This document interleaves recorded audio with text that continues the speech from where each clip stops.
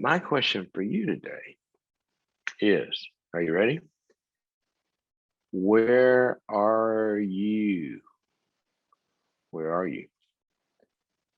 Where are you? Hey, where are you?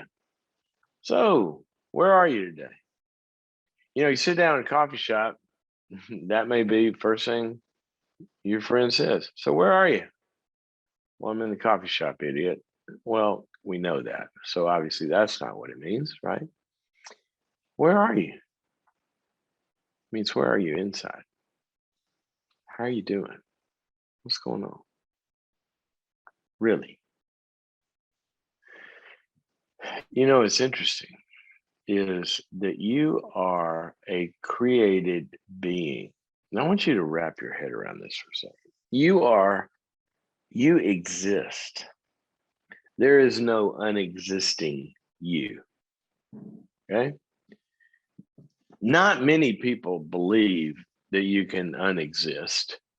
Some people do who are extreme materialists who think that all existence is material, and then that when the material runs out of juice and you die, existence ceases.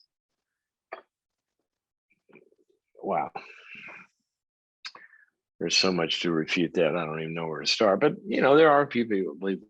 But even if you believe that, while the juice is still flowing and your synapses are still firing and all of that stuff is going on, then you exist today. So there. So this is going to pretty much include everybody. We exist. We take up a space. Now, where you are in that space right now is defined by the body, but you can go out of your body, as some people can attest to, which kind of defeats the materialist argument. But wherever you are somewhere. So when I ask you, where are you today? What I'm asking for is your internal state of being. Now, basically, since you are somewhere, you are not the only one that invades this universe, and there are other people in this universe as well, and you were designed to be connected to them. And so, where you are in any given moment, and I want you to get this, where you are is a connected space. Okay, we're like a wire. Okay, if you could, let me show you something. My cell phone here is connected to this little thing, right? And when it's connected, it gets power that flows into it. When it's connected to the network that I'm talking to you on, then a lot of things can transpire. It can download updates, right? It can download capacity and software. And through that connection, viruses can be taken out. We are designed to be connected. Now, you are a connected being. So I'm going to ask you, where are you in your connectedness? Because there's only 4 possibilities. And I talk about this in my book, The Power of the other meaning the other person, the network you're connected to, the wire that you're connected to, the person or persons that you're connected to, and they have power in your life. They do, good or bad, they do. They exist also, and they are a force. And who you're connected to is either a force to update you, give you updates, give you new capacity, download new software to you, increase capacity, download or interact with enjoyment, pleasure, gaming, right? Knowledge, learning, practice. A lot of this stuff comes through connection, or the opposite. Malware is not good. Viruses are not good, but we get it through connection.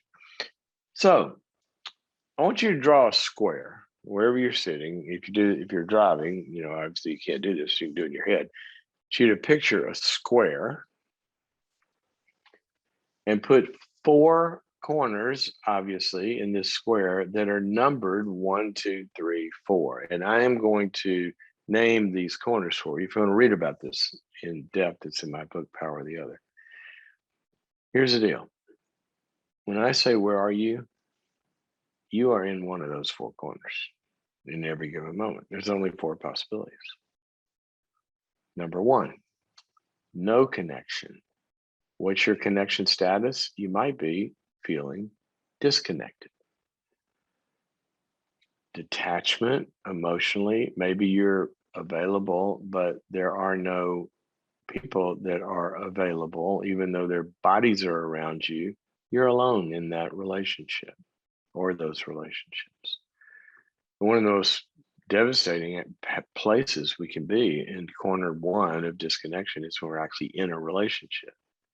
When you land on an airplane, you pull out your cell phone and you power it up, it says searching for a connection. And as it's searching, it may keep searching.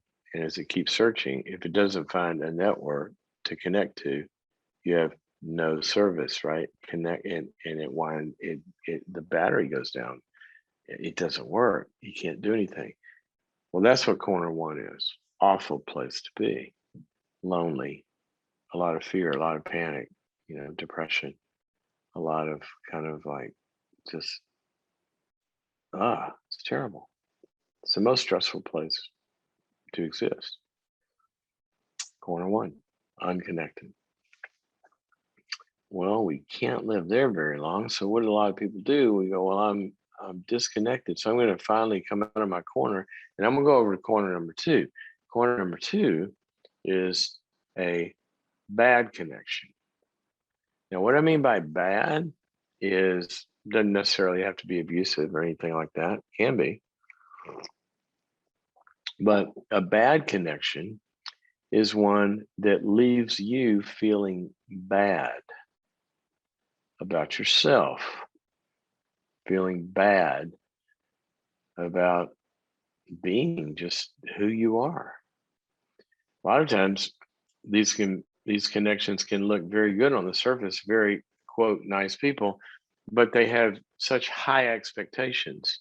You feel like you can never be good enough for this person. You never can please them. Whatever they say is going to be something critical or negative.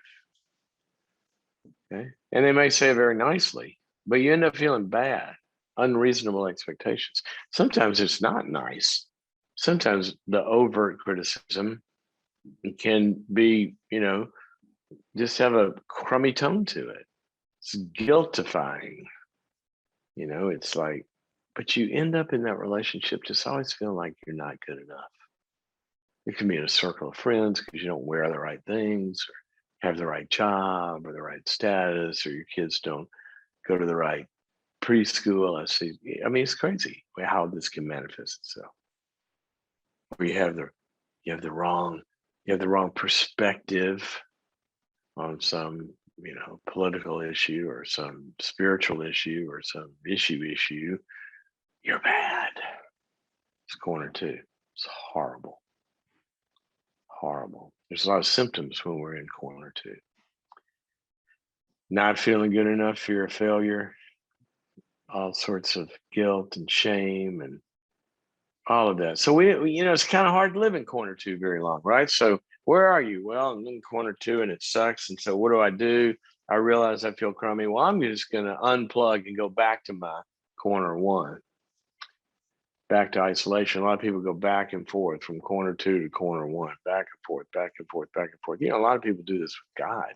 They're in corner one and they live in the universe by themselves and they say, I'm seeking, I wish there were a God. God, do you exist? And then they drive over to a church, but the church they land in is a corner two church where the person stands up front and basically tells them how bad they are and then asks them to pray. Wow. That sounds like good news, doesn't it? The gospel means good news. Well, corner two doesn't sound like good news at all. Not at all. The 3-point outline to that sermon. God's good, you're bad, try harder. And it happens all the time. And so people go over to corner two to try to find God, but they don't find God. They find a lot of judgment. They find a lot of condemnation.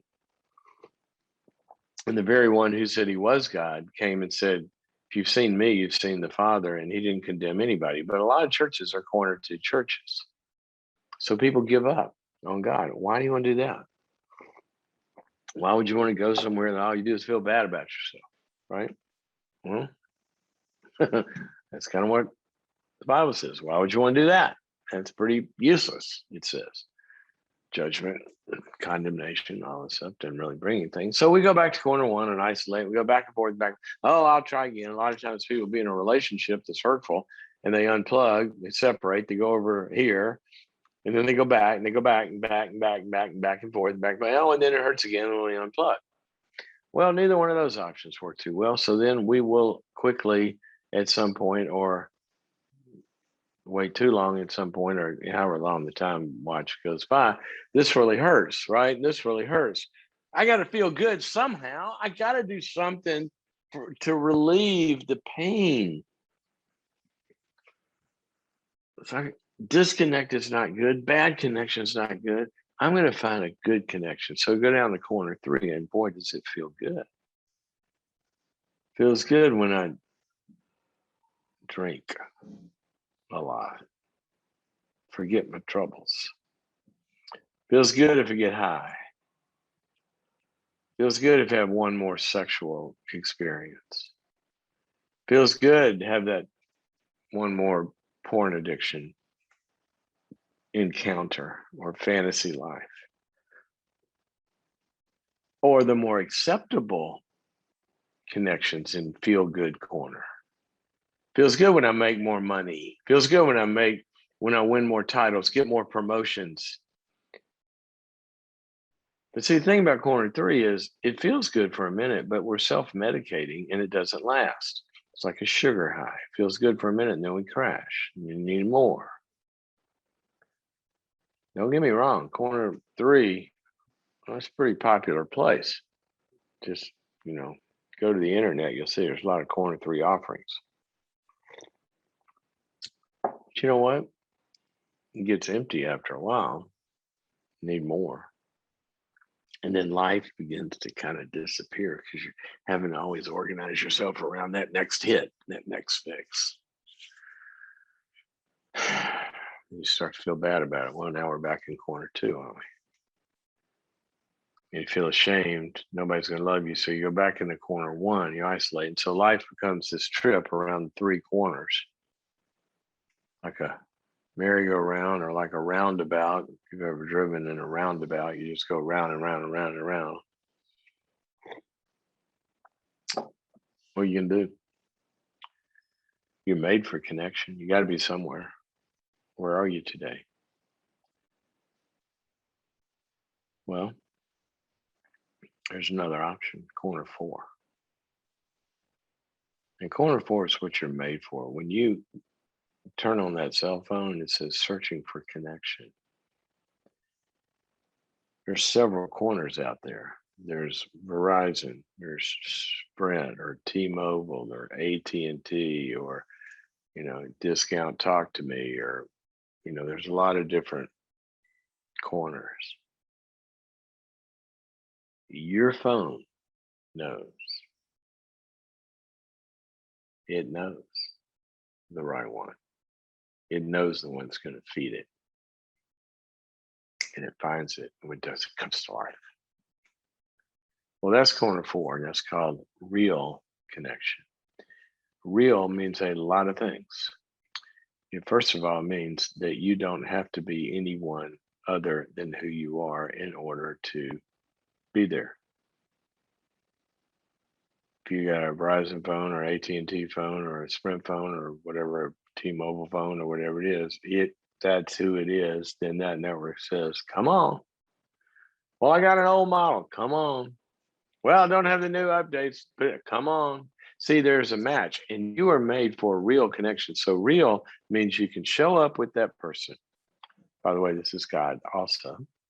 You can show up as you are. You don't have to take a shower first. You don't have to get good first. It's like people go to a recovery meeting, they don't have to get sober first. They can just go in and everybody claps that they're there. We're glad you're here. So it's real in that you can be real. It's also real because it's real. It exists. It has power. And you can feel it in a different way. It empowers you. That connection empowers you.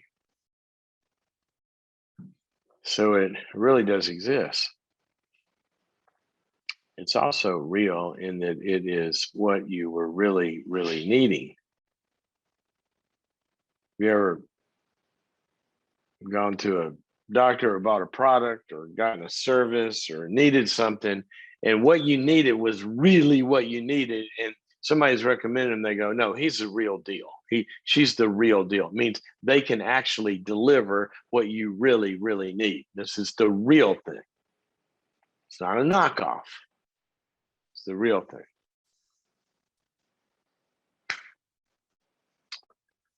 Corner 4 delivers.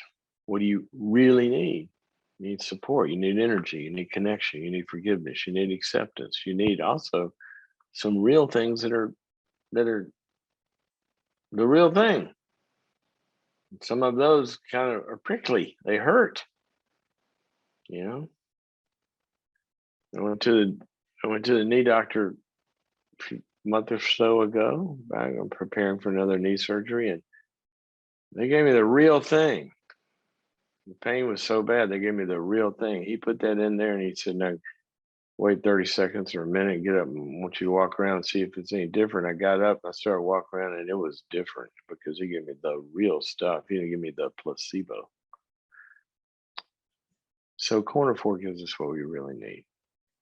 Now, this is both God, and you can find fake gods in all three corners of the first three. You can find a detached God that people believe just set the universe up and isn't involved. You can find a guiltifying, they're like judge in the sky. Or you can find the feel-good God. People make up the feel-good God. Everything's wonderful and everything goes and everything is fine. It's all about your self-esteem, and God's just there to serve us. And that's not a real relationship. What relationship on earth is like that? None. The best mother in the world to a baby is also going to give it some more than what it wants all the time because she loves it. So corner 4 is the real stuff. God's like that too. I want you to take a little 3x5 card or a little post-it note or whatever, or make a little note on your phone. I want you to draw this.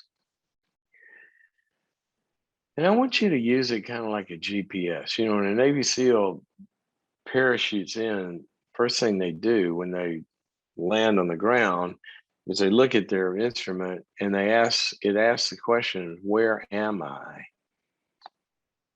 Tells them, because they need to know that. And I land on the wrong side of the fence. If I'm in the enemy's backyard, I need to know that. And then the second thing, and the Navy SEALs tell me they kind of ask these three questions like immediately all together. It's like, where am I? Second one is, where's the enemy? Where's this pain coming from?